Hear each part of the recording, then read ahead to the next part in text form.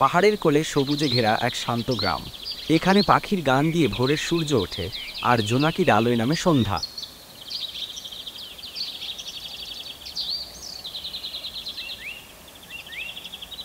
গ্রামের পাশেই ঘন জঙ্গল, যেখানে হরিণ, খরগোশ, হাতি আর নানা পাখির বাস।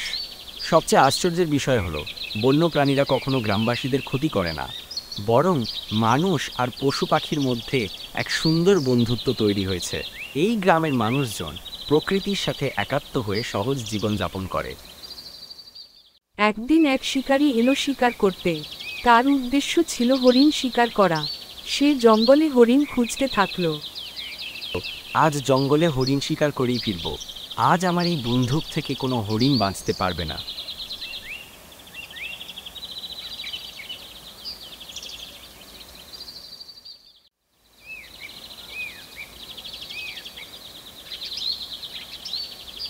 ময়ূর ভাই, একটু দাঁড়াও। ও ময়ূর ভাই, আমি দেখলাম জঙ্গলে শিকারী এসেছে। সে হরিণ শিকার করতে এসেছে। কি করা যায় বলো ভাই? বলো কি?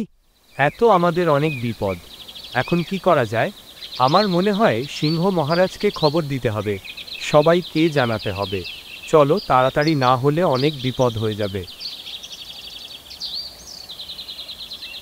মহারাজ, অনেক বড় বিপদ।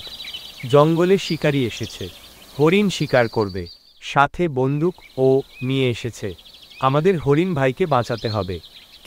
আরে বলো কি, এ তো অনেক বড় বিপদ। শিকারীকে উচিত শিক্ষা দিতে হবে, যাতে সে জঙ্গলে আসতে ভয় পায়। আমাদেরকে কিছু ফোন দিয়ে আঁটতে হবে। তারা হরিণ ভাইকে একটু সতর্ক করে দাও।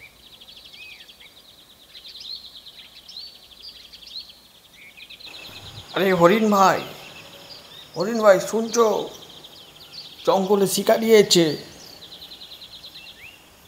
সিংহ মহারাজ বললেন ঝর্ণার জল এখন খেতে না, জঙ্গলে ফিরে যেতে। শিকারি হরিণ শিকার করবে বলেই এসেছে জঙ্গলে। চলো ভাই, পালিয়ে যাই এখান থেকে। কি বলো, তাই নাকি? আরে বাবা, এ তো মহাবিপদ। চলো চলো চলো, পালিয়ে যাই।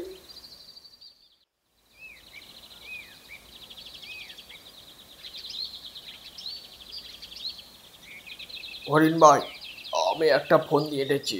এই দেখো, যখন শিকারি তোমাকে তাড়া করবে, তখন তুমি এই রাস্তার গর্তের উপর দিয়ে ঝাঁপ দিয়ে চলে যাবে, আর শিকারি তাহলে এর মধ্যেই ঢুকে যাবে। কি বলো, বুদ্ধিটা কেমন? একবার তুমি চেষ্টা করে দেখো। এই তো হয়েছে হয়েছে। আজকে আমি শিকার করেই ছাড়ব, সে হরিণ একটা হোক কি দুটো, আমি আজকে শিকার করেই ফিরব। এই তো দেখতে পেয়েছি একটি হরিণকে, বন্দুকটাকে একটু ঠিক করে নি, তারপরে হরিণটাকে মারবো। এই বাবা, হরিণটা দৌড়ছে। যাই, আমিও দৌড়াই তার পিছনে।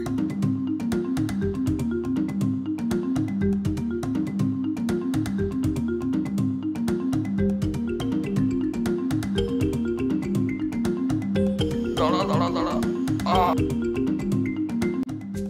আরে কেউ আমাকে বাঁচাও, কেউ আমাকে বাঁচাও, কেউ আমাকে বাঁচাও। ধন্যবাদ সবাইকে আমাকে বাঁচানোর জন্য। আমি আর কখনো পশু শিকার করতে এই জঙ্গলে আসবো না।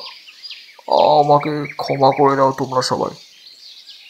আমি আর কখনোই আসবো না এই জঙ্গলে। ঠিক আছে, আর কখনো যে কম এই জঙ্গলে না দেখি তোমাকে, তাহলে কিন্তু সুমি সেদিনকে আস্ত ফিরবে না। এটা কিন্তু আমি সিংহ মহারাজ বলছি।